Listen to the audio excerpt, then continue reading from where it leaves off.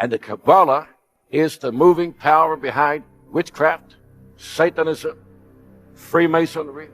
Every organization in the occult are based upon the teachings of the Kabbalah.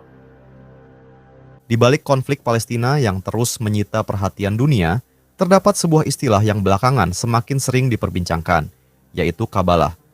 Sebagian orang menyebutnya sebagai ajaran mistik Yahudi yang penuh simbol dan rahasia, sementara sebagian lainnya mengaitkannya dengan berbagai narasi tentang politik, kekuasaan, bahkan konflik modern.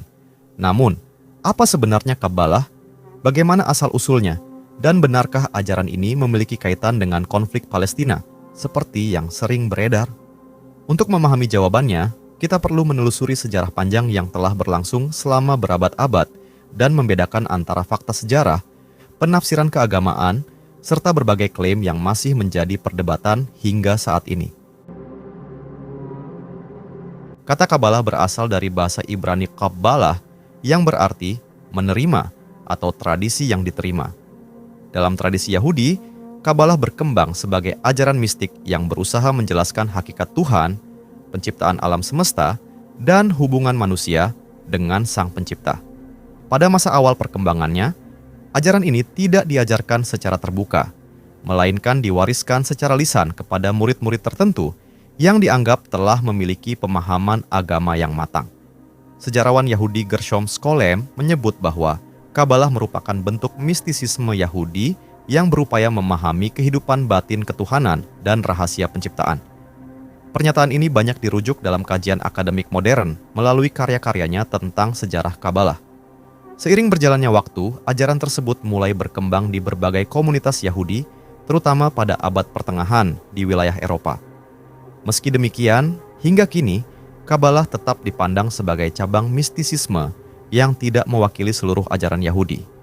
Tidak semua orang Yahudi mempelajarinya, bahkan banyak rabi berpendapat bahwa Kabbalah sebaiknya dipelajari hanya setelah seseorang memiliki pemahaman yang kuat terhadap Taurat dan tradisi keagamaan Yahudi.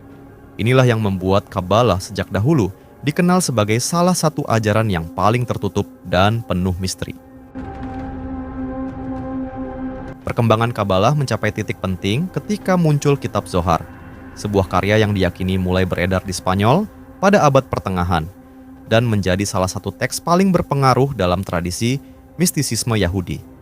Kitab ini banyak membahas penafsiran simbolis terhadap Taurat, hakikat penciptaan, hingga hubungan antara Tuhan dan alam semesta.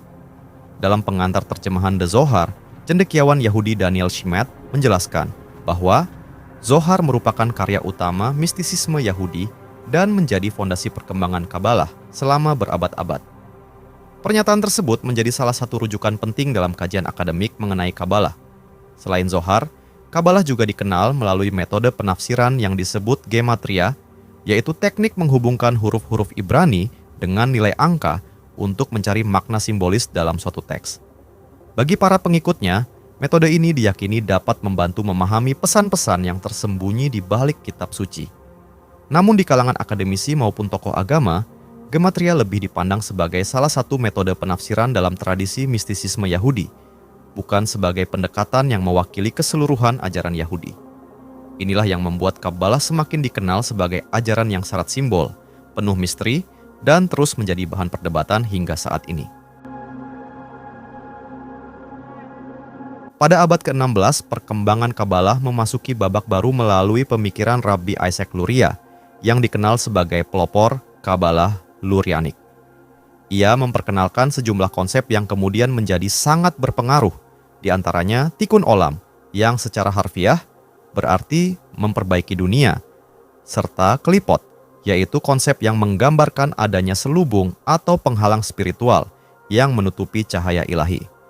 Menurut penjelasan Isaac Luria, yang kemudian dihimpun oleh murid-muridnya dalam tradisi Kabbalah Lurianik, tugas manusia adalah ikut serta dalam proses tikkun, yaitu memperbaiki dunia dengan memulihkan percikan-percikan cahaya ilahi yang tercerai-berai. Ajaran inilah yang kemudian menjadi salah satu fondasi penting dalam perkembangan Kabbalah. Seiring berjalannya waktu, konsep-konsep tersebut ditafsirkan dengan beragam cara oleh berbagai kalangan. Sebagian komunitas Yahudi memaknainya sebagai ajaran spiritual, mengenai perbaikan diri dan tanggung jawab moral, sementara sebagian pihak lain menghubungkannya dengan berbagai narasi yang lebih luas, termasuk isu sosial dan politik. Perbedaan penafsiran inilah yang membuat ajaran Kabalah Lurianik terus menjadi bahan diskusi di kalangan akademisi, tokoh agama, maupun masyarakat hingga era modern, sekaligus menjadi salah satu alasan mengapa Kabalah masih dipandang sebagai tradisi mistik yang penuh misteri. Memasuki masa Renaissance di Eropa, Kabalah mulai menarik perhatian para filsuf dan pemikir barat, yang kemudian mengembangkan apa yang dikenal sebagai Kabalah Hermetik. Berbeda dengan Kabalah dalam tradisi Yahudi, aliran ini memadukan unsur filsafat Yunani, hermetisme, astrologi, hingga okultisme barat. Sejarawan Francis A. Yates dalam kajiannya mengenai tradisi esoterik Renaissance menjelaskan bahwa para pemikir Renaissance memandang Kabalah sebagai kunci untuk memahami rahasia alam semesta dan kebijaksanaan kuno. Sejak saat itu, simbol-simbol Kabalah semakin dikenal di dunia barat dan sering muncul dalam berbagai gerakan esoterik, meskipun banyak ajarannya telah mengalami penafsiran yang berbeda dari tradisi Kabalah Yahudi yang asli. Dalam beberapa dekade terakhir, nama Kabalah semakin sering muncul dalam berbagai diskusi mengenai konflik Palestina. Sebagian pihak mengaitkannya dengan Zionisme, kebijakan politik Israel, hingga berbagai teori yang beredar di media sosial. Namun, para akademisi umumnya membedakan antara Kabalah sebagai tradisi mistisisme Yahudi dengan Zionisme sebagai gerakan politik, serta kebijakan negara yang berkembang dalam konteks sejarah modern. Sejarawan Yahudi Gershom Scholem pernah menegaskan bahwa Kabalah adalah fenomena keagamaan dan mistik dalam Yudaisme, bukan sebuah doktrin politik. Pernyataan ini menjadi salah satu rujukan penting dalam kajian sejarah Kabalah. Meski demikian, munculnya tokoh-tokoh tertentu yang diketahui mempelajari Kabalah, ditambah beredarnya berbagai simbol dan narasi di ruang publik, membuat sebagian masyarakat menghubungkan ajaran tersebut dengan konflik Palestina. Hingga kini, hubungan tersebut masih menjadi perdebatan dan belum memiliki kesepakatan di kalangan akademisi. Karena itu, penting untuk membedakan antara ajaran Kabalah yang berasal dari tradisi keagamaan, interpretasi individu, serta berbagai klaim yang berkembang di media, agar pembahasan mengenai isu ini tetap didasarkan pada konteks sejarah dan sumber yang dapat dipertanggungjawabkan. Hingga saat ini, Kabalah tetap menjadi salah satu tradisi mistik yang paling banyak diperdebatkan di dunia. Di satu sisi, para sejarawan dan akademisi memandangnya sebagai bagian dari perkembangan spiritual dalam tradisi Yahudi yang memiliki nilai sejarah dan filsafat. Di sisi lain, muncul berbagai teori, spekulasi, dan narasi yang mengaitkannya dengan isu politik, kekuasaan, hingga konflik Palestina, terutama melalui media sosial dan berbagai forum di internet. Sejarawan Moshe Idel menjelaskan bahwa Kabalah bukanlah sebuah sistem yang tunggal, melainkan kumpulan berbagai tradisi mistik yang berkembang sepanjang sejarah Yahudi. Perbedaan cara memahami Kabalah inilah yang membuatnya terus menjadi bahan diskusi, sekaligus mengingatkan bahwa setiap klaim mengenai ajaran ini perlu ditelaah secara kritis berdasarkan sumber sejarah yang kredibel, bukan hanya berdasarkan opini atau spekulasi yang beredar. Kabalah merupakan salah satu tradisi mistik tertua dalam Yudaisme yang hingga kini terus dipelajari, ditafsirkan, sekaligus diperdebatkan.